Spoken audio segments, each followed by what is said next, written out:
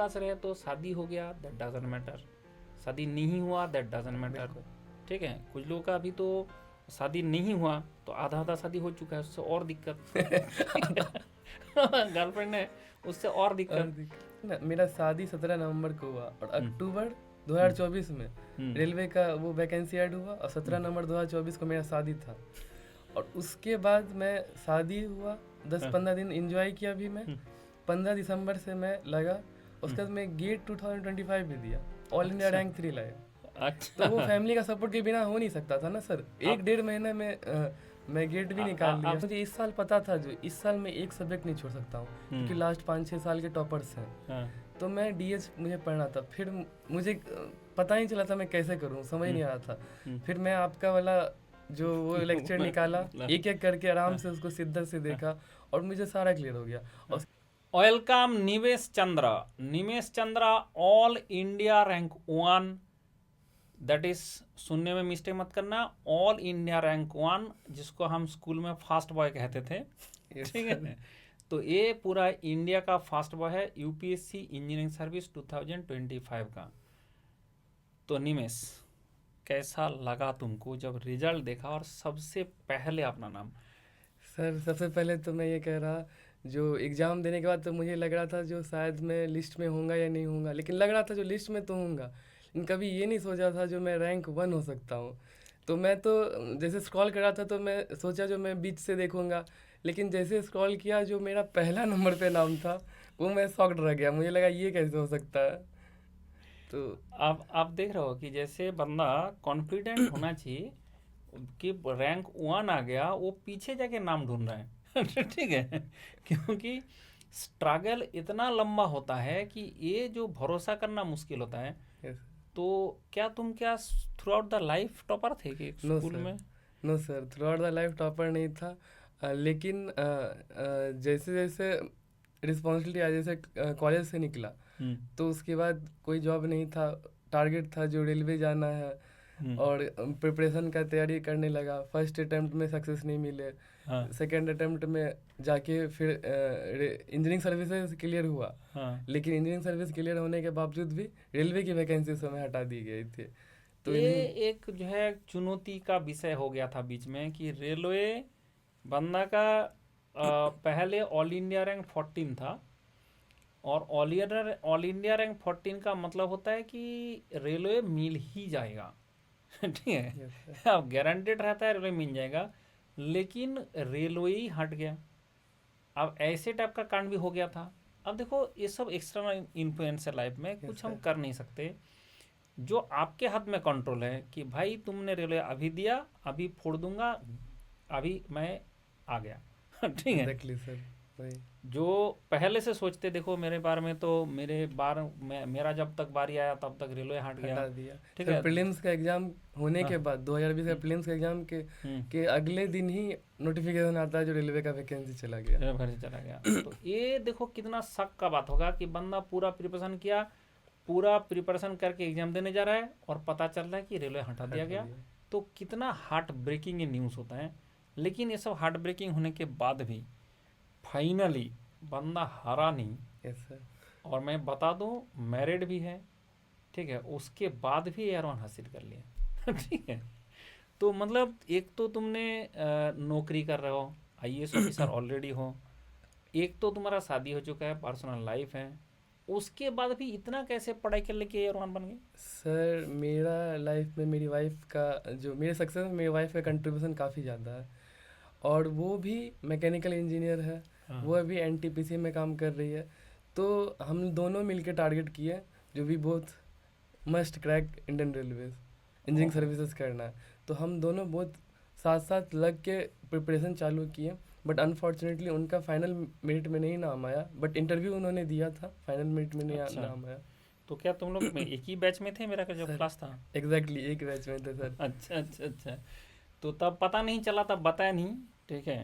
तो कोई बात नहीं, अभी तो बहुत अच्छा है। आई ऑल्सो विल विश करता हूँ कि उसको भी अभी हो जाए, ठीक है, वो भी रेलवे में आ जाए। आपका ब्लेसिंग से हो जाएगा सर। और जितना मेरे से सपोर्ट हो सकता है मैं करूँगा। और ऐसा नहीं, अच्छा एक बात सुन लो, जो बच्चे को ऐसे लगता है कि मंडल ऐसे ही आ गया इंटरव्यू लेने ऐसा नहीं है। जब से प्रिपरेशन में एंट्री किया, Mandal entered in the life of student, yes sir, mechanical का तो है और सर। जब तक सिलेक्शन नहीं हो जाता है तब तक मेरा रोल, जब रहता भी है। मुझे मैसेज किया, जब भी मुझे व्हाट्सएप, क्योंकि मैं फ़ोन नहीं उठा सकता, क्लास में रहता यस हूँ, सर। स्टडी मटेरियल बनाता हूँ, मैं डिस्टर्ब नहीं होता हूँ।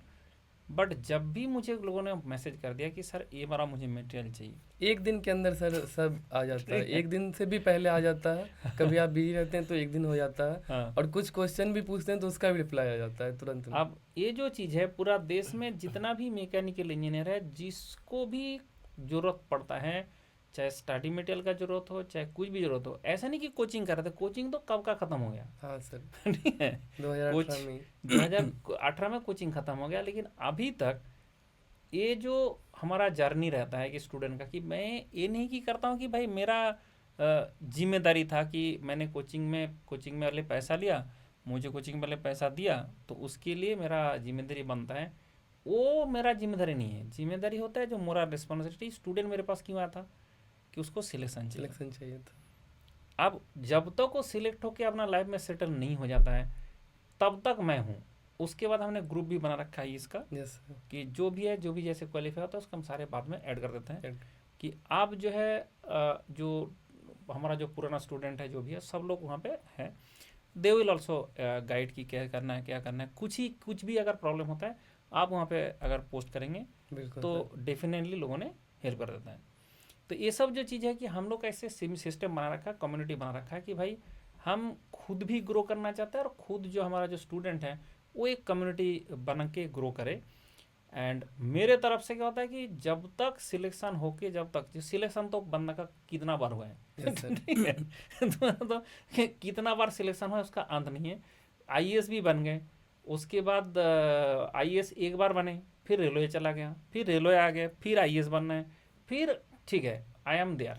ठीक है, आप जाएगा, ऐसे नहीं कि जो एयर वन आ गया तो फिर मैं हूँ, मैं सबके साथ हूँ, और सबको मैं प्रयास करता हूँ कि भाई अपना लाइफ में कुछ कर लो। करना सर। क्योंकि जब मैं मंडल का गाइडेंस में आप आए हो तो you can do what ever you want.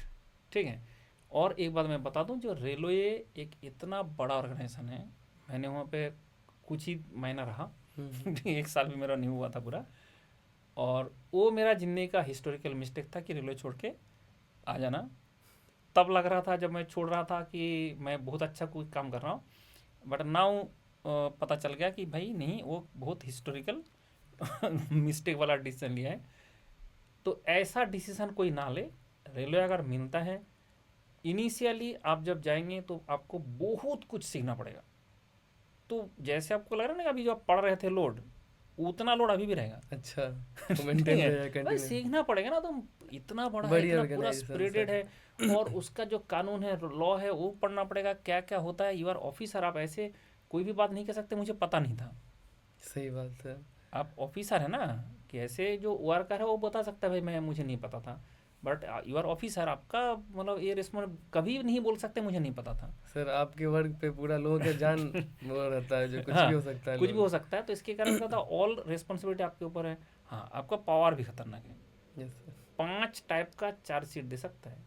जैसे ही तुम्हारा पोस्टिंग होगा, तो पोस्टिंग होने के बाद तुम्हारे अंडर में 1,500 के आसपास लोग होंगे, 1500।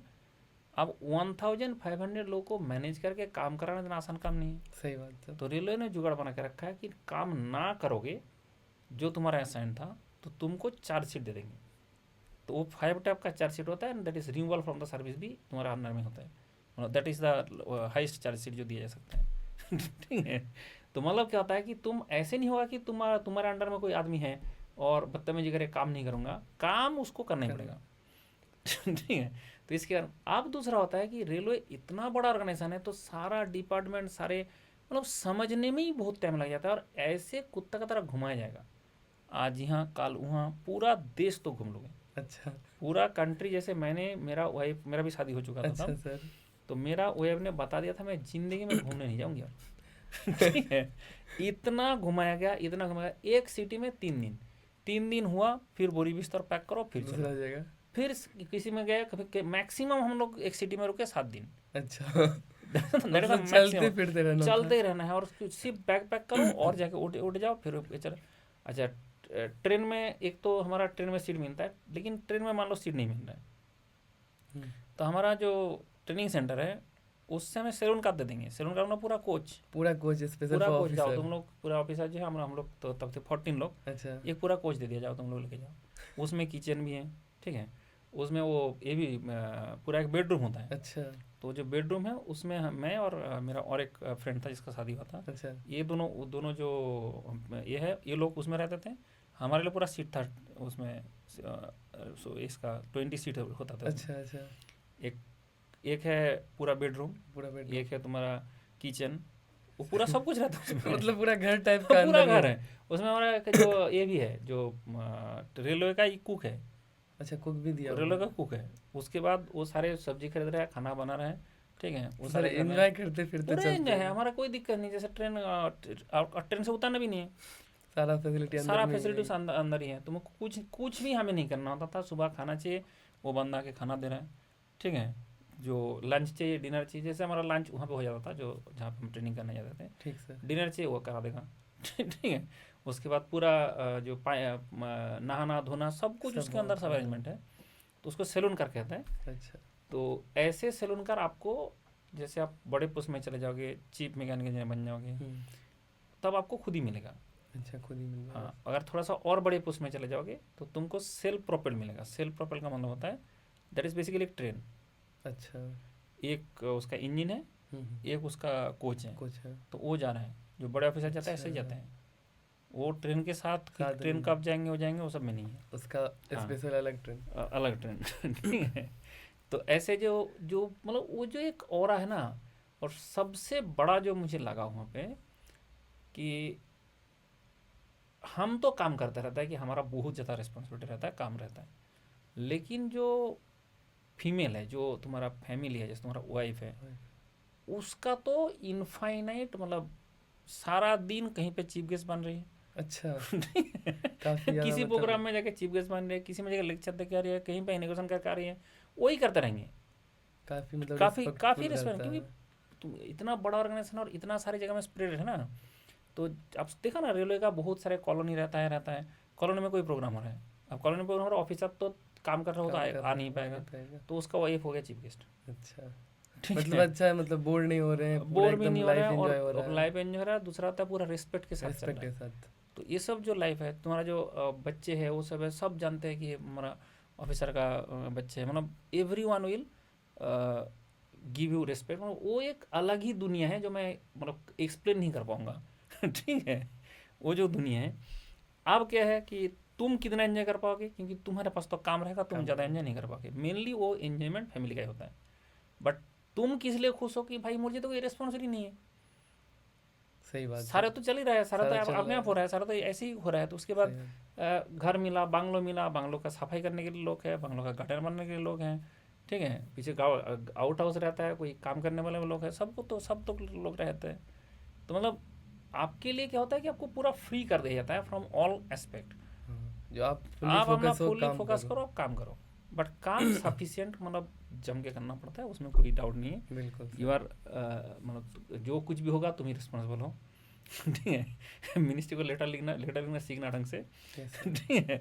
अभी तो इंजीनियरिंग का कर रहे थे, बट इंजीनियरिंग नहीं है, अभी लेटर लिखना सीखना है कि कैसे कैसे लेटर लिखना है। ये सब सारे सिखाएंगे, वहाँ पे भी सिखाएंगे जब जाएंगे अभी ट्रेनिंग में। इसलिए 18 मंथ ट्रेनिंग भी उसका कम है। Okay sir. इतना कुछ सीखने का है कि इतना कुछ जानने का है रेलवे में, तब जाके आप एक प्रॉपर ऑफिसर बनेंगे। तो मेरा कुछ फ्रेंड था, वो जाते ही पहले रेलवे का पूरा जो मैनुअल है वो चाट डाला, ठीक है। वो पढ़ पढ़ के सब कुछ उसका कोड, मतलब इसका कोड के साथ याद था क्या क्या होता है। अच्छा तो मैंने उतना पढ़ नहीं पाया ठीक है। तो मैंने उन्हीं लोगों से पूछता था, बताओ इसमें क्या होगा।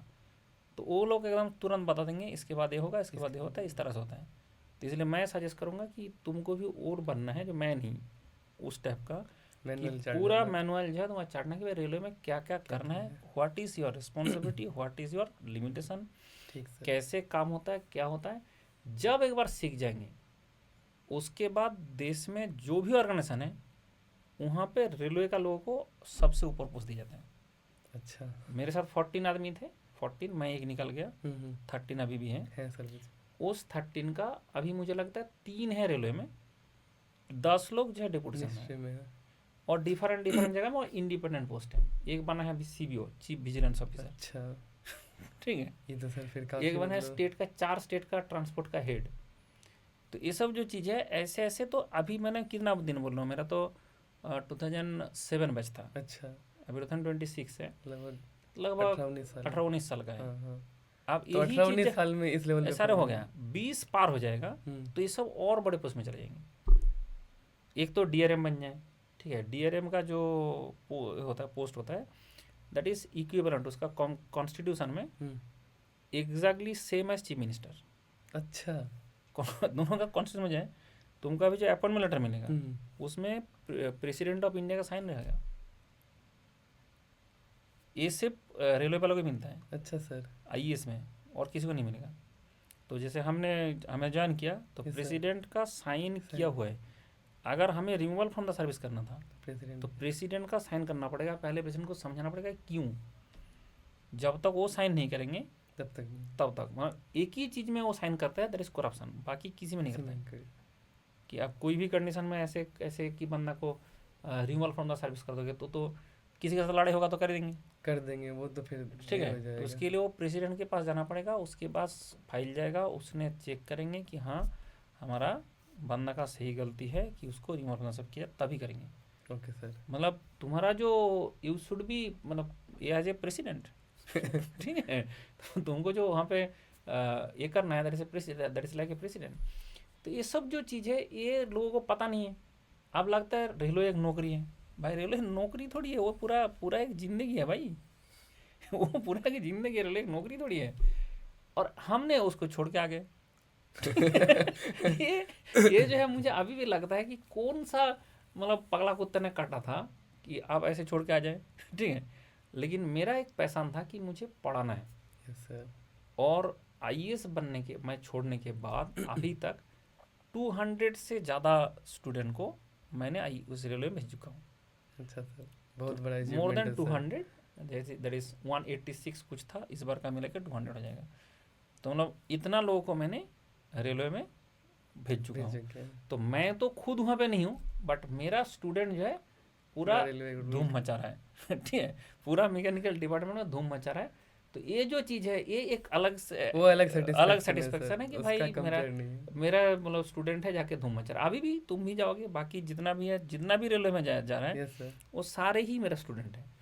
तो इसलिए अगर मतलब डायरेक्टली मेरे से नहीं पढ़ा है तो मेरा तो मटेरियल तो पढ़ा ही है। बड़ा ही ठीक है, जैसे तुम लोगों ने डायरेक्ट पढ़ा, डायरेक्ट सर, बट पर डायरेक्ट, सर बट उन डायरेक्ट। लोगों ने मटेरियल तो पढ़ा ही है। तो इसलिए जो ध्यान रखें कि ये जो सिस्टम है, ये बात समझना बहुत ज़रूरी है कि इंडिया में अगर आपने अच्छा से कुछ किया, आपको मिलता भी उतना अच्छा चीज़ है, सही बात। जो तुम दुनिया में किसी भी जगह में आपको नहीं मिलेगा। ठीक है, मेरा जो वाइफ है, ठीक है, मेरा वाइफ का जितना भी सहेली है उसका सबका शादी हुआ NRI से। अच्छा।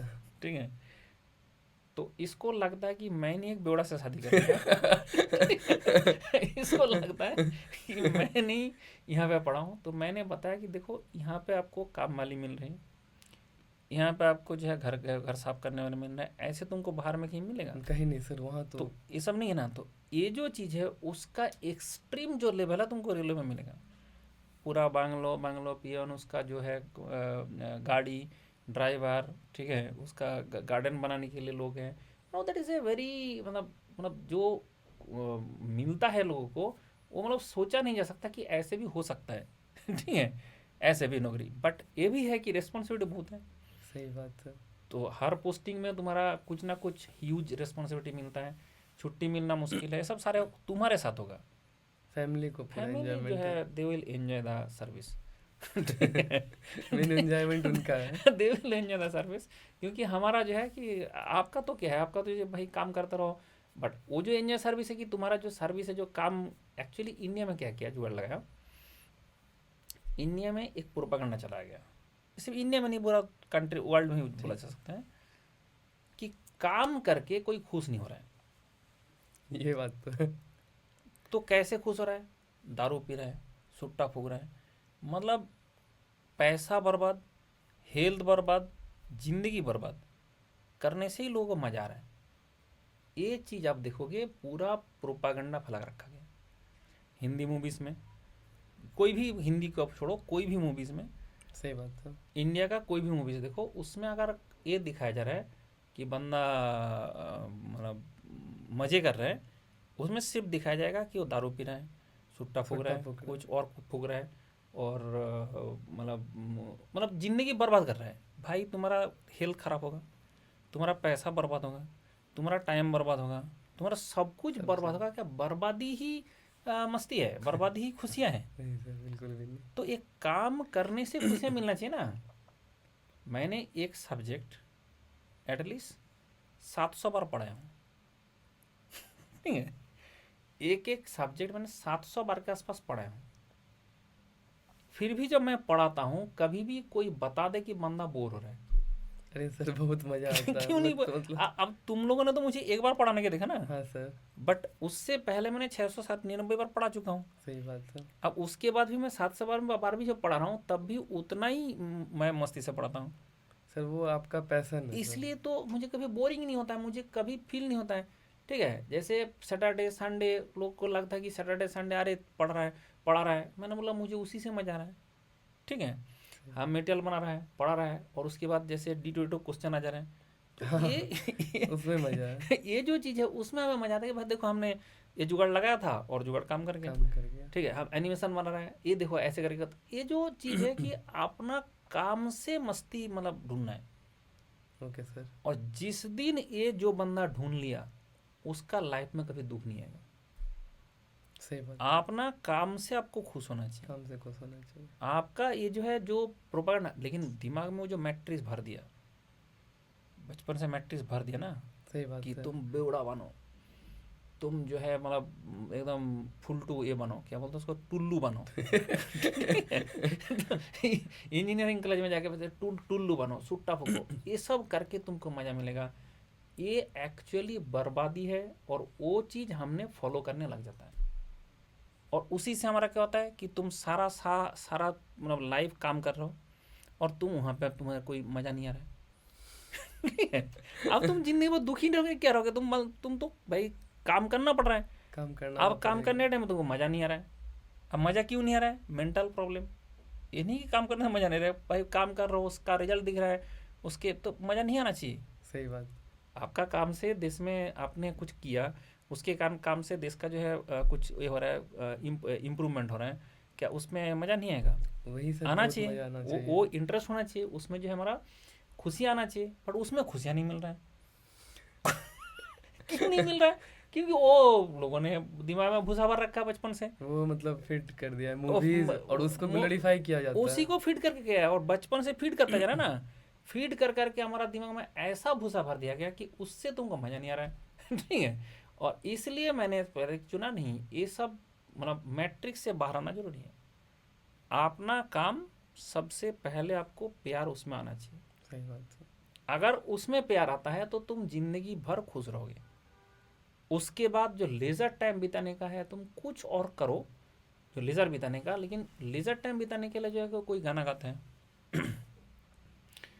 कोई पोएम ये करता है, जैसे हमारा बहुत सारे चीज़ एक्टिविटी होता रहता है। Okay sir. कोई पोएम आता है, कोई ड्रामा में चले जाता है तो ड्रामा करता रहता है। ऐसे ऐसे लोग हैं जो कुछ, तो ऐसे कुछ एक पैशन होना चाहिए अपना हॉबीज जो अपना हॉबीज एक फॉलो करते इसको रहे। फॉलो करे, अभी से जो है वो फॉलो करे। तो दो चीज़ में आपको मतलब पूरा फुल एंजॉय मिलना चाहिए, एक काम में, फ्रॉम योर वर्क, और एकदम पूरा खुशियाँ, और एक और हॉबीज एक होता है हॉबीज से।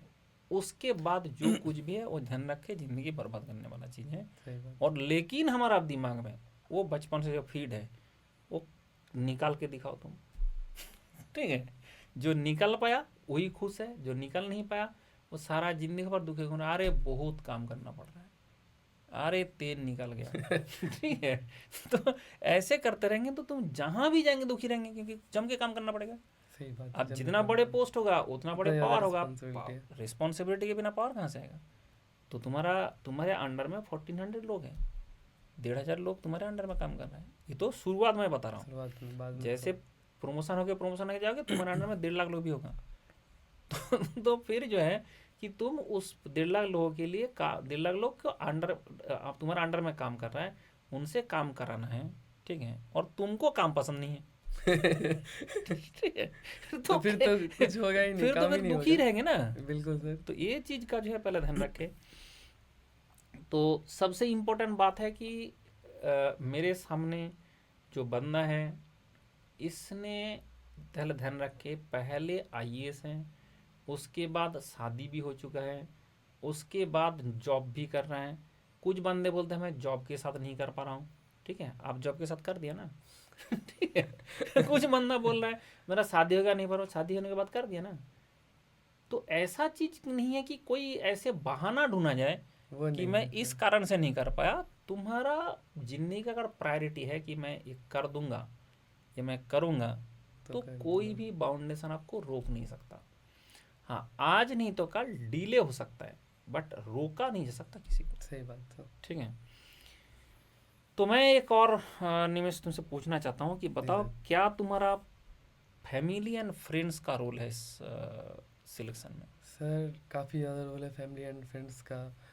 पापा मम्मी का हर हमेशा सपोर्ट रहता है, जो उनको पूरा ट्रस्ट रहता है, जो निवेश कर रहा है कर लेगा, उनको फुल ट्रस्ट रहता है। मुझे डर लगता है जो मेरा हाँ, बेबी लिस्ट में नाम भी नहीं रहेगा, हाँ, उनको ट्रस्ट रहता है जो निवेश कर लेगा, कर वो लेगा। हमेशा पुश करते रहते हैं। और सिमिलरली मेरी वाइफ हमेशा मेरे को चीयर करते रहेगी, जो तुम बहुत तुम मतलब कर लोगे। कर लोगे। हाँ, और इन सबका सपोर्ट, भैया भाभी, सबका सपोर्ट हर हमेशा रहता है। तो वो तो that is a great family, great मतलब सपोर्ट ग्रेट मिलता सपोर्टिंग। मतलब ऐसे जो है मिलना लक का बात है।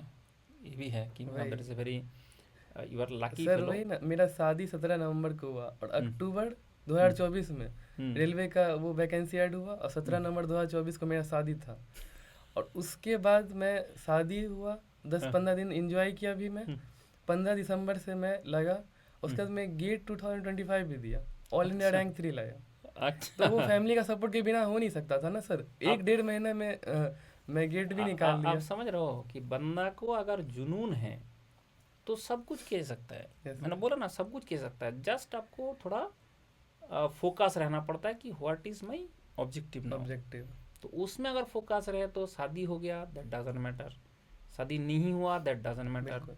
ठीक है, कुछ लोगों का अभी तो शादी नहीं हुआ तो आधा आधा शादी हो चुका है, उससे और दिक्कत। ठीक है, गर्लफ्रेंड है, उससे और और दिक्कत। दिक्कत तो ऐसे होता है कि आप उस चीज़ को नेगेटिवली पॉजिटिवली कैसे लोगे, ले रहे हैं। वो डिपेंड करता है ना। और दूसरा बात होता है, जो बंदा खुद पॉजिटिव रहता है, उसके साथ जो इन्वायरमेंट में आता है, ये आप देखोगे कि आप जिस टाइप का वाइब पैदा करते हो, आपके आसपास में उसी टाइप का वाइब का लोग आ जाता है, आ वो जाता है, टच आपके इंटरेक्शन में आ आपके जाता इंटरेक्शन में आ जाता है। फिर यू हैव टू जस्ट अपना पहचान आना चाहिए कि मेरा वाइब का कौन है, तो उसी से फिर आप जो है आप ज़िंदगी खुश मिसाल बना सकते हैं। तो इसलिए जो बंदा है कि जैसे बोला कि मेरे साथ हमेशा गलत होता रहता है, ये प्रॉब्लम नहीं है। कोई बंदा मुझे बता रहा था कि सर मैं बहुत, मेरा लाख खराब है। ठीक है, तो जैसे बोला, मैंने उसको पूछा बहुत सारे पॉइंट, मैंने बोला देखिए, लाख किसी का खराब नहीं है। इस धरती में कितना वैरायटी का प्राणी है, सर। बहुत ज़्यादा। बहुत ज़्यादा। सबसे श्रेष्ठ जो प्राणी है वो इंसान है। इंसान। तो भगवान को अगर तुमको खराब लाख बनाना था, मतलब पनिशमेंट ही देना था, तो इंसान तो क्यों कुछ बना? और बना के कुत्ता वुत्ता इसको बना के भेजते ना। तुमको इंसान बना के क्यों इंसान क्यों भेजते बना? भाई? तुमको अगर पनिशमेंट ही देना है तो कुछ इतना सारे उसके पास ऑप्शन था भगवान के पास, तो वो ऑप्शन सारे छोड़ के तुमको इंसान बनाते।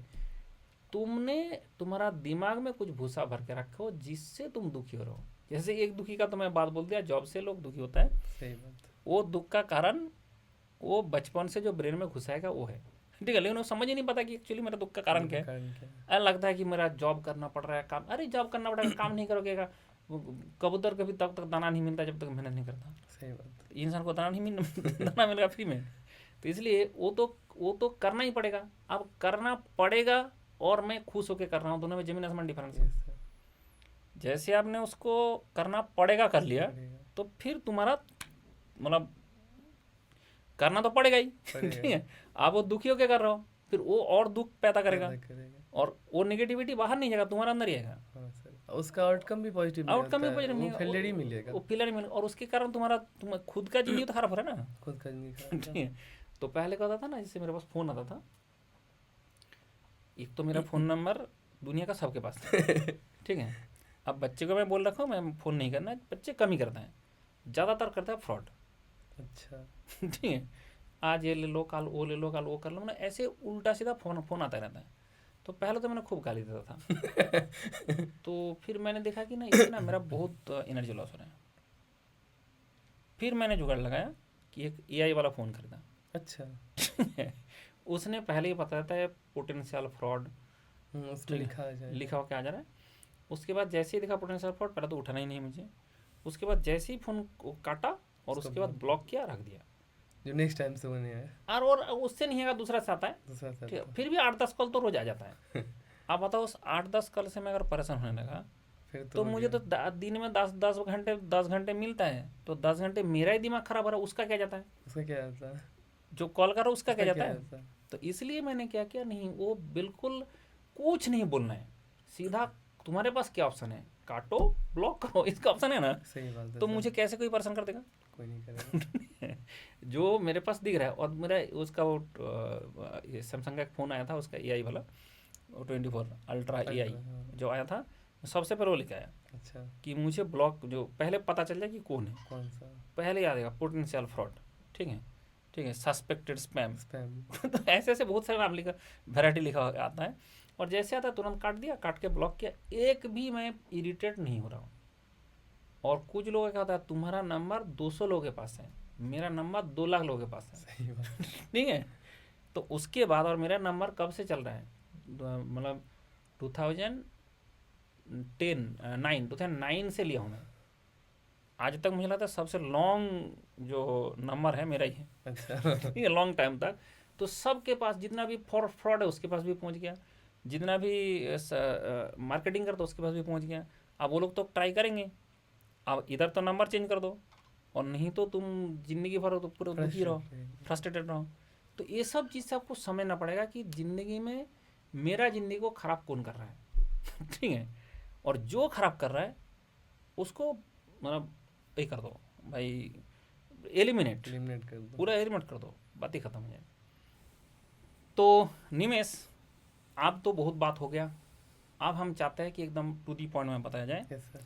कि कैसे प्रिपरेशन किए, किस तरह से पढ़ाई किया, प्रीलिम्स कैसे निकाले, मेंस कैसे निकाले, एंड इंटरव्यू के लिए क्या क्या किया, एकदम सिस्टमेटिक तरीके से तुम बताओ। सर सबसे पहले तो मुझे बेसिक क्लियर करना था, क्योंकि मैं कॉलेज से आया था, कॉलेज से निकल के आया था, उतना ज़्यादा क्लैरिटी नहीं था, क्योंकि कॉलेज में तो मस्ती होता है। सर भी मेरे ही कॉलेज से हम लोग को, तो कॉलेज में तो मस्ती होता ये है। मेरा ही कॉलेज का है, बी कॉलेज का ही है, हम दोनों सेम कॉलेज का प्रोडक्ट है। तो हमारा जो कॉलेज है उसमें जो है दैट इज़ अभी तो थोड़ा सा कम हो गया। हाँ तो हमारा जब टाइम था, मतलब मुझे लगता है वो 4 साल मेरा गोल्डन पीरियड था, सर, बहुत बहुत जो मज़ा आया सर। जो ऐसा धूम मचाया। ठीक है। तो वो सब लोग जो है वहाँ पे एकदम खुश होकर रहता है। सर रिग्रेट भी नहीं होता है, वो मुझे नहीं, लगता है रिग्रेट का बेस्ट है, हम बेस्ट टाइम थिंग था, है लाइफ का। बेस्ट टाइम था भाई। रिग्रेट का तो सवाल ही नहीं सवाल ही पैदा नहीं होता, वो है। सबसे बेस्ट टाइम था। वो तो आज तक मैंने उसका खाना नहीं भूल पाया। हाँ सर, ठीक है। बहुत अच्छा खाना सर, तो वैसा खाना आज तक नहीं खाया। हाँ, तो हमने 5 स्टार में गए, ठीक है, 7 स्टार में गए, पूरा देश में दुनिया में गए, लेकिन वो जो हमारा बी कॉलेज का जो फूड खाना है, था वो तो अलग ही मतलब लेवल सर। कहीं नहीं और मिलता है। बिरयानी तो सर चाहे बिरयानी हो, चाहे उसका मतलब जो वेराइटीज होता था ना, मतलब वो जो चिकन चाप मिल रहा है, ये मिल रहा है, सर मतलब पूरा एकदम वेराइटीज के साथ। पूरा वेराइटीज और के साथ, फेस्ट वेस्ट होता था तो मतलब एकदम एकदम जो है, मतलब वो जो लाइफ जिया, मतलब क्या बताएं। तो वो बी कॉलेज वाला बात अभी करने लग जाएंगे तो खत्म नहीं होगा हमारा खत्म नहीं होगा। podcast। उसको तो भी मैं रखते पढ़ाई हैं। में बात करो, फिर क्या हो। हाँ तो सर, सबसे पहले तो मैं बेसिक को ठीक करना था, तो बेसिक पे फुल फोकस किया। जो हाँ, आपको बेसिक हर एक चीज़ का, हर एक सब्जेक्ट का पूरा क्लियर होना चाहिए, फाउंडेशन स्ट्रांग रहेगा तभी हम लोग वर्कआउट करेंगे। बिल्कुल बिल्कुल तो बिल्कुल। फिर पहले बेसिक्स क्लियर किया, हम्म, उसके बाद साथ साथ हमें ना रिवीजन करना है। हम लोग कंटिन्यूसली पढ़ते जाएंगे, इतने वाइड सिलेबस हैं सर, बिल्कुल। तो अगर रिवीजन नहीं करेंगे तो पीछे का भूलते जाएंगे। हाँ, तो इतना वाइड सिलेबस है, तो हम लोग हर एक सब्जेक्ट पढ़ते हैं, उसका मैं शॉर्ट नोट्स बनाता था। बिल्कुल। शॉर्ट नोट्स बनाता था और उसको फ्रिक्वेंटली कुछ कुछ दिन पे रिवाइज करता था, यस। और साथ साथ उसका टेस्ट सीरीज लगा रहा था। Very good idea, very good. अब सुन लो, देखो जिसको टेस्ट देने बोलता हूँ बोलता नहीं, जिसको मैं बोलता हूँ बीच में रिवीजन करना पड़ेगा फ्रीक्वेंट, वो समझता नहीं है। आप सुन लो, ठीक है। सर टेस्ट सीरीज से ये पता चलता जो कहाँ मिस्टेक हो रहा है, क्या हाँ। करना है, क्या एक्स्ट्रा और पढ़ना है, और हम्म, कुछ कुछ नया नया चीज़ मिलता था, वो हम्म। सबको नोट डाउन करता था, और वो नेक्स्ट टेस्ट में या फिर एग्ज़ाम्स में काफ़ी हेल्पफुल रहते थे। तो ये किया। उसके बाद प्रीलिम्स के लिए तो जीएस था और टेक्निकल था। हाँ, तो जीएस तो सबका थोड़ा दिक्कत रहता है, हाँ। लेकिन जो प्रीवियस ईयर क्वेश्चन थे और कुछ मटेरियल्स वगैरह थे, वो सबको मैं फॉलो अप किया। और तो प्रीवियस इसमें कैसे कोप अप किया, मतलब प्रीलिम्स में मुझे उसको जो थ्योरी चाहिए कि टेक्निकल है, नॉन टेक्निकल वाला पार्ट है, तो एवरीडे नॉन टेक्निकल पार्ट थोड़ा थोड़ा पढ़ा कि नॉन टेक्निकल को एक दिन पढ़ लिया कि 2 दिन टेक्निकल पढ़ा, ऐसा किस टाइप का तुमने फॉलो नहीं किया? सर, मैं ना नॉन टेक्निकल पहले तो मैं दोनों को साथ लेके चलना सोचा।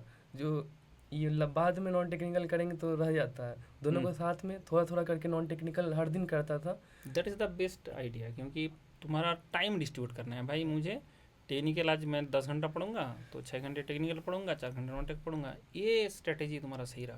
और और सारे तुम्हारा सही रहा तभी एयर आने से थोड़ी आए। हर दिन मैं ना थोड़ा थोड़ा मैथ और एप्टी करता था सर। एक हाँ, 1.5 घंटा का टाइम लगाता था, मैं हर दिन मैथ एप्टी, मैथ मेरा हाँ, कंटिन्यूशन में रहता था। हाँ। तो ये एक अच्छा चीज़ था। जो इन मैथ एप्टी आपको लगभग, जैसे प्रीलिम्स में पेपर 1 में लगभग 100 मार्क्स तो बहुत अच्छा स्कोर है, और मैथ और एप्टी मिला के 40 नंबर का आ ही जाता है। तो सबसे आप पहले ये आप पकड़ो। सुन लो, मैथ एप्टी पढ़ लो भाई, ठीक है। अभी तो मेरा मैथ एप्टी जो आ चुका है, तो मैथ एप्टी जब इन लोगों में पढ़ा तब मैथ एप्टी नहीं आता था, ठीक है। अभी अभी तो वो भी आ गया। तो मैथ एप्टी और मैथमेटिक्स तो फाउंडेशन है। फाउंडेशन। अगर एक बार मैथ अगर ढंग से आपने सीखा तो वो तुमको पूरा मैकेनिकल इंजीनियरिंग में एज देता रहता है। सही, यस सर। जो क्वेश्चन कभी नहीं कर सकते वो मैथमेटिक्स का जुगाड़ से मैथमेटिक्स। हो जाता है। ठीक है। Yes sir. और उसके बाद ना सर, हमारा मैकेनिकल का एक ये फ़ायदा है, जो जीएस में बहुत सारे टॉपिक मैकेनिकल से रिलेटेड, जैसे मटेरियल साइंस लगभग 80% तो समझ लीजिए मैकेनिकल मैकेनिकल का का ही, कोड हाँ, मैकेनिकल मैकेनिकल है। का, हाँ, क्वालिटी हुआ, हाँ। प्रोजेक्ट मैनेजमेंट हुआ, उसके बहुत सारे पार्ट पार्ट से मैकेनिकल हो से गया। हैं। हाँ, हाँ, हाँ। तो ये सब चीज़ को मैं पहले पकड़ा, जो वेरी गुड आइडिया कि भाई जो मेरा ऑलरेडी थोड़ा सा कमांड है उसमें ज़्यादा फोकस करे, और बाकी में भी पढ़ना पड़ेगा। पढ़ना पड़ेगा। और उसके बाद मैं बहुत सारे टेस्ट सीरीज दिया, तो उससे मुझे ना इंटेलिजेंस गेस करना आ गया। क्योंकि क्या होता है, जो बहुत सारे डिफरेंट वैरायटी ऑफ क्वेश्चन आते हैं यूपीएससी में, कभी ऐसा देखा नहीं होगा, सुना नहीं होगा, लेकिन हम क्या कर सकते हैं, एक इंटेलिजेंट गेस कर सकते हैं। क्योंकि हमें एग्जाम में मैक्सिमम क्वेश्चन 30-40 क्वेश्चन हाँ, अच्छे से आते रहेंगे, हाँ। बाकी अटेम्प्ट करना है तो आपको इंटेलिजेंट गेस करना पड़ेगा। बिल्कुल, तो बिल्कुल। उसके लिए टेस्ट सीरीज हेल्पफुल रहा। Test is the key of success. अगर टेस्ट नहीं देंगे तो नहीं हो पाएगा। सुन लो कि रिवीजन, इंटरमीडिएट रिवीजन भी चाहिए और टेस्ट भी देना है। बहुत ही अच्छा आइडिया है, इसी के चक्कर में तुम्हारा प्रीलिम्स में कोई दिक्कत नहीं हुआ। तो प्रीलिम्स का तो बहुत अच्छे से बताया। आप बात करता है मेंस। सर मेंस का मतलब सबसे पहले तो प्रीवियस ईयर क्वेश्चन बहुत इंपॉर्टेंट है। प्रीवियस ईयर क्वेश्चन में सिर्फ इंजीनियरिंग सर्विस नहीं, सिविल सर्विस भी और फॉरेस्ट सर्विस भी। अगर ये तीनों सर्विस का अगर आप लास्ट 20 ईयर या 15 ईयर का क्वेश्चन कर लेते हैं, तो मिला जुला के उसी में आना है। अब समझ गया। तो ये जो है कि आपका जैसे दूसरा बात है प्रीलिम्स के लिए जो तुम पढ़ लेते हो ना, वो तो पूरा फाउंडेशन बना दिया। फाउंडेशन बन गया। क्योंकि फॉर्मूला वही रहता वही है, रहता है। थ्योरी वही रहता है, सब कुछ वही रहता है। सिर्फ एक चीज़ है कि आप बड़े बड़े क्वेश्चन में उसके अप्लाई करना है। जैसे प्रीलिम्स के लिए कॉन्सेप्ट पढ़ा, सिलेबस तो वही है, बट वो बड़े बड़े क्वेश्चन में जाके बाद में लगाना पड़ता है, और वो लगाने के लिए अगर 20 साल भी कर लिया तो बहुत है। बहुत है सर। और ना जैसे मैं प्रोडक्शन, रोबोटिक्स, मेकाट्रॉनिक्स वगैरह सब आपका सर किया था, तो उसमें ये अच्छा बात था, जो सारे engineering service, forest service, civil service, वो पूरा एक ही डॉक्यूमेंट में रहता था। मुझे मतलब अलग बुक नहीं लेने का ज़रूरत, उसका सॉल्यूशन ढूंढो, आप इंजीनियरिंग सर्विस का सॉल्यूशन ढूंढो, फॉरेस्ट सर्विस का सॉल्यूशन ढूंढो, सिविल सर्विस का, तो सारा वो आपके में मुझे एक जगह कंसोलिडेटेड सारा चीज़ मिल जाता था। तो वो मेरा काफ़ी टाइम सेव किया। क्योंकि इस साल सर मेंस 2 मंथ का था, और सब लोग 5 साल के टॉपर सब लगे हुए थे। तो हाँ। उस 2 मंथ में सर करने के लिए आपको अगर कंसोलिडेटेड मटेरियल मिल जाए तो बस लाइफ ईजी है। अभी तो मैंने बनाऊंगा, बट अभी जो सिर्फ production, material science, robotics, mechatronics इसी का है, बाकी का नहीं है अभी। क्योंकि ईएस का रेलवे नहीं आ रहा था, मैंने वो छोड़ दिया था। मतलब मैंने बाकी सारे डेवलप किया, सारे सब्जेक्ट, जैसे गेट के लिए पूरा 17 सब्जेक्ट डेवलप कर लिया, लेकिन इसमें क्या है कि मुझे खुद ही ये लग रहा था भाई कुछ काम का नहीं है, फालतू की क्यों करें। वही जो सर, रेलवे नहीं था रेलवे जब तो नहीं वो था, बट रेलवे जैसे आ गया फिर हमने उसमें एक्टिवली काम कर रहा है। तो थोड़ा सा 1 साल 1.5 साल में हम पूरा के पूरा जैसे तुमको मिला है, मतलब प्रोडक्शन मटेरियल साइंस रोबोटिक्स जब मिला है सेम टाइप का सारे मिल हाँ जाएगा। सर। ठीक है। सर रोबोटिक्स में मुझे ना बहुत डर लगता था, जो वो डीएच के क्वेश्चन आते थे वो हाँ बनते नहीं थे। हाँ 2020 के अटेम्प्ट में, हाँ जब मेरा सिलेक्शन हुआ 2020 में, उस समय मैं डीएच के क्वेश्चन छोड़ के आया था।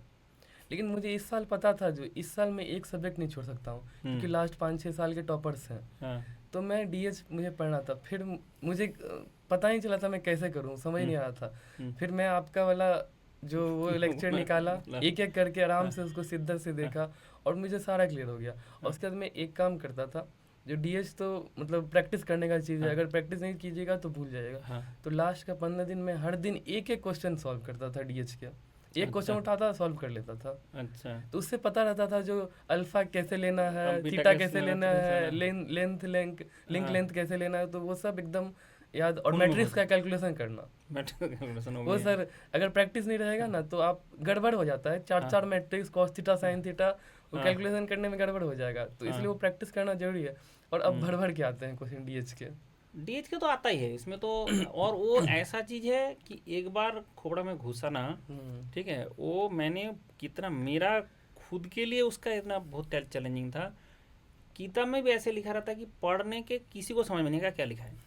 तो हमने फिर उसको डेवलप किया कि ऐसे करके समझाना जाए, और उसके बाद जितना भी पहले डीएच का क्वेश्चन आया था सारे सारा हमने करा कि देखो ऐसे होगा।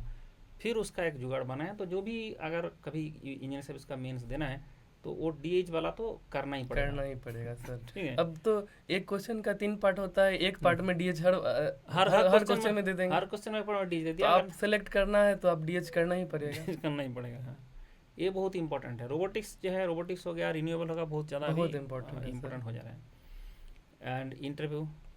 सर इंटरव्यू में ना सबसे इम्पोर्टेंट चीज़ है जो ना, हमें बोलना ठीक से नहीं आता है। और वहाँ बोलेंगे नहीं ठीक से तो उन्हें लगेगा जैसे या तो नहीं आता या कॉन्फिडेंस लो है। तो सबसे बड़ा बात मैं क्या किया, मैं और मेरी वाइफ दोनों का इंटरव्यू, दोनों इंटरव्यू हाँ दिए थे, उनका भी हाँ इंटरव्यू हुआ था। तो हम लोग ये प्लान किए, जो लास्ट का जो 2 मंथ था जब इंटरव्यू का जो नोटिस आ गया था जो इंटरव्यू है, तो हम लोग ये किए, जो हर हमेशा कुछ भी बोलो इंग्लिश में बोलो। यस, कुछ भी, दैट इज़ वेरी मतलब इंपॉर्टेंट। खाते पीते हर समय जा रहे हैं इंग्लिश में बात कर रहे हैं, हम्म कुछ भी कर रहे हैं इंग्लिश में कर रहे हैं।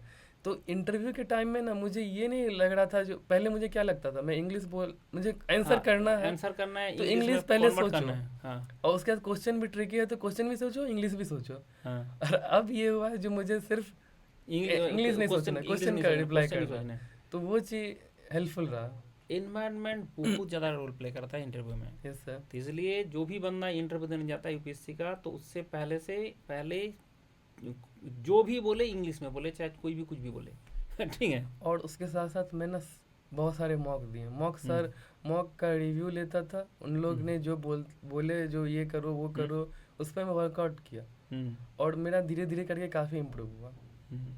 तो मॉक इज़ वेरी इंपॉर्टेंट, क्योंकि इंटरव्यू जितना देंगे उतना क्या होता है कि तुम्हारा खुलता है। लेकिन एक चीज़ है मॉक में, मैं सबको सतर्क कर देता हूँ, मॉक इंटरव्यू देने के बाद कोई भी आपको अगर डीमोटिवेट करे, तो उस पैनल से कोई भी, मतलब जो बंदा भी, कोई भी अगर उसमें एक भी बंदा भी डिमोट करे, वहाँ से कोई फीडबैक मत लेना। क्योंकि जैसे तुम्हारे साथ अच्छा नहीं हो, मतलब सब कुछ अच्छा हुआ है, यस सर। ऐसे जैसे पिछले साल का भी टॉपर था, मेरे साथ भी कुछ बंदा था, हिमांशु के साथ भी, ऐसे बहुत सारे स्टूडेंट से मुझे फीडबैक मिला कि कुछ इन जो मॉक इंटरव्यू लेता है, वो लोगों ने इतना डीमोटिवेट कर देता है बंदा को कि तेरे से तो नहीं होगा, तेरे ये नहीं होगा, ऐसे टाइप का कर देता है, जिसके कारण वो बंदा इतना डिमोरलाइज हो जाता है।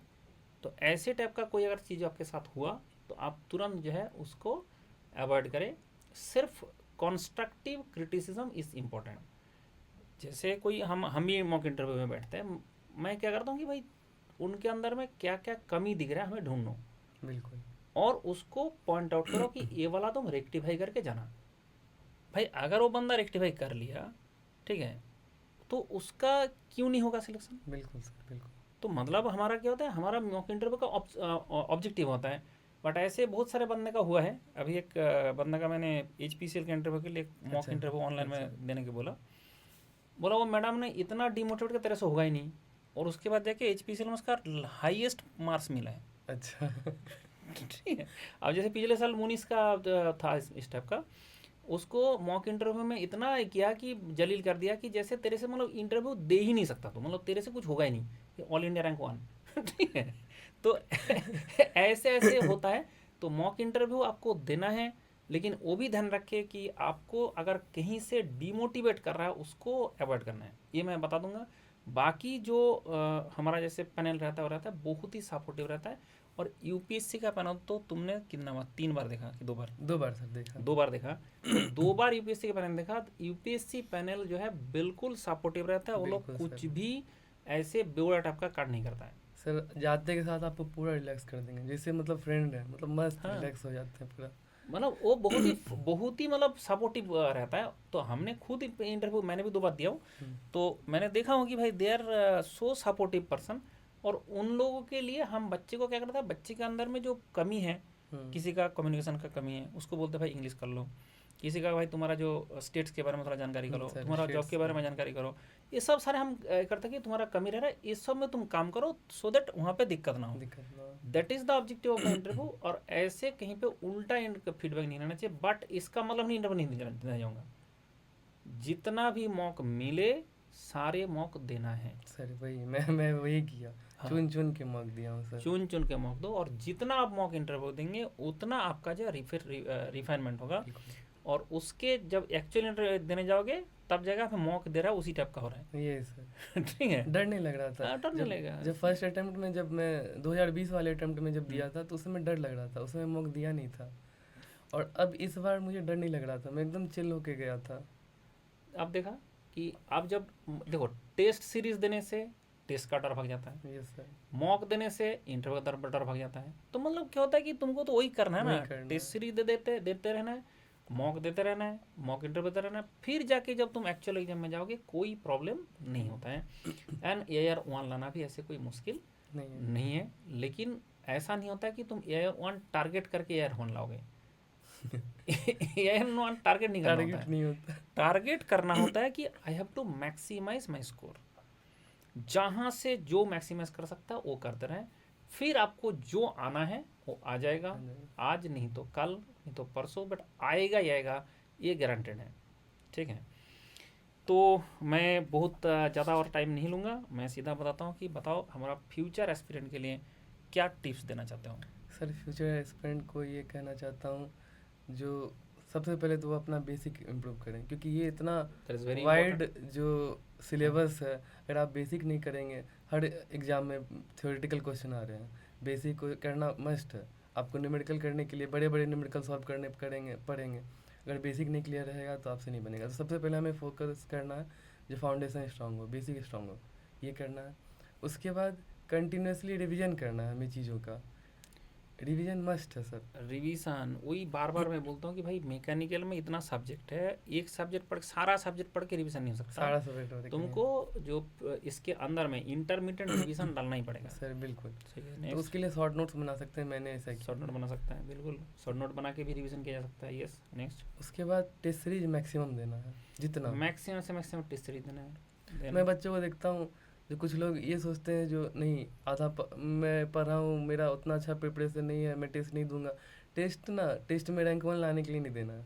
टेस्ट देना है जो बस उससे एनालिसिस हो, उससे गलती सीखना है, इम्प्रूव करना है, ऐसे इसलिए टेस्ट देना है। अब ये सुन नहीं। लिया, मैंने बोलता रहता हूँ बच्चे का जो है होता रहता है कि test is not for checking your marks, test is checking गलती कहाँ हो रहा है। यस। और जो गलती हुआ उसको सिली मिस्टेक नहीं, उसको मिस्टेक समझ के एक्सेप्ट करके ऐसा पढ़ना है दोबारा कि भाई ये मिस्टेक तो मैं ज़िंदगी में दोबारा नहीं करूँगा। ऐसे करते करते जाएंगे तो आपका रिफाइनमेंट और कितना इम्प्रूवमेंट करोगे। इम्प्रूवमेंट तो होता ही जाएगा होते जाएगा। ना। तो टेस्ट देने का ऑब्जेक्टिव ही होता है इम्प्रूवमेंट करना, और टेस्ट देने का ऑब्जेक्टिव अगर आपका मार्क्स लाना तो फिर बेकार हो गया, फिर ऑब्जेक्टिव ही बेकार हो गया। बेकार है। ठीक है। तो नेक्स्ट, सर टेस्ट भी देते रहना है, कंटिन्यूसली पढ़ते, और टाइम मैनेजमेंट करना है sir, this is very important, time management. Yes, और सोशल मीडिया से थोड़ा सा दूर रहना है प्रिपरेशन के दौरान। प्रिपरेशन के टाइम दूर रहे, क्योंकि सोशल मीडिया में बेवड़ा ही भरा रहता है। हाँ ठीक है, सर, यही मतलब मैं ये बताना चाहूँगा। ज़्यादातर बेवड़ा ही भरा रहता है, ज़्यादातर सोशल मीडिया में एक्टिव बेवड़ा ही होता है। जो काम कर रहा है वो बाद में ही पता चलता है। ठीक है, सोशल मीडिया में हु हा बहुत होता है, बट एक्चुअल जो होता है, जैसे जब प्रीलिम्स का इसका जो 2025 के प्रीलिम्स का बात हो रहा था सोशल मीडिया में आया मेरे पास कट ऑफ 300 मैंने 240 से 250, 240 to 250 that is the cut off. आप जाके मार्केट में सोचा नहीं सर इस बार इतना सारे बच्चे दे रहे थे, 5 साल का बच्चे दे रहे थे जो थे भला, तभी 240 240 के पास जाएगा, नहीं तो 200 में हो जाता है। ठीक है, 220 में आ जाता है, तो फिर कितना आया 238। ठीक है, तो ऐसा है कि चाहे जितना भी आपको सोशल मीडिया से मिले वो ज़्यादातर डिमोटिवेट करने का ही मिलेगा। आप बताओ, जो बंदा को बोल देगा 280 आएगा कट ऑफ, उसने का 240 आया है ठीक है, वो प्रिपरेशन छोड़ के बैठा, मतलब मेंस का, फिर जाके एग्जाम ढंग से दिया नहीं, फिर उसका तो ज़िंदगी ख़राब कर दिया। हाँ सर, तो सोशल मीडिया ही ख़राब किया ना, सोशल मीडिया ही खराब किया। तो इसलिए आपको पहले फोकस रहना पड़ेगा कि भाई हमें ये सब एवड़ा बोड़ा से दूर दूर रहना है। आपको गाइडेंस चाहिए, मंडल इज हियर। जब गाइडेंस चाहिए, जितना गाइडेंस चाहिए सब मिल जाएगा। सबको मैंने वो भी भेजा था जो हमारा अनअकैडमी का सॉल्यूशन, ये लो सॉल्यूशन ये लो, ये लगा कट ऑफ। जैसे ही तुम्हारा 220 मिस पार होता है उसके बाद करो प्रिपरेशन मेंस का। ठीक है, तुम्हारा अगर प्रीलिम्स नहीं निकलेगा तो ये जो प्रिपरेशन कर रहे हो क्या है, कॉन्सेप्ट है, उसको बड़े क्वेश्चन में अप्लाई करना सीख रहे हो, तो उससे बाकी एग्जाम हो जाएगा ना सर। वही मेंस सर बहुत इंपॉर्टेंट है। हाँ, मैं भी अभी काफ़ी लोगों को सजेस्ट किया है, जिनका प्रीलिम्स निकल रहा है तो बहुत अच्छा, मेंस तो करना ही है। जिसका नहीं निकल रहा है वो भी मेंस करो। यस यस यस, मेंस पर तभी तो जाके तुम्हारा जो एक थ्योरी, छोटा छोटा थ्योरी सीखा आपने प्रीलिम्स के लिए, उसको कंबाइन करके जो बड़े क्वेश्चन बनाया जा सकता है वो सीखना बहुत ज़रूरी है। और तभी तो उसका क्लैरिटी और आएगा कि जो हमारा गलती हो सकता है वो भी आपका मिस्टेक खत्म हो जाएगा। तो इसलिए जो प्रीलिम्स है मेंस से कंबाइन करना बहुत ज़रूरी है।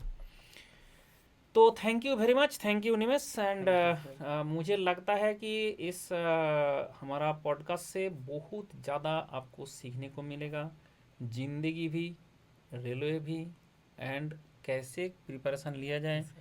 एंड निमेश को कॉन्ग्रेचुलेट करना चाहता हूँ कि मेरा तो कॉन्ग्रेचुलेसन का, और मेरा तो कॉन्ग्रेचुलेसन नहीं होता है, मेरा होता है डीजे ला के नाचना ठीक है, मेरा होता है डीजे ला के नाचना।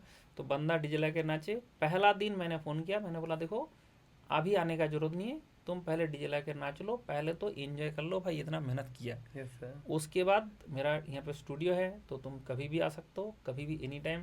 मैंने आज बोला सर मैं आ सकता हूँ, तो मैं बोला चलो आओ और हम मिलते हैं।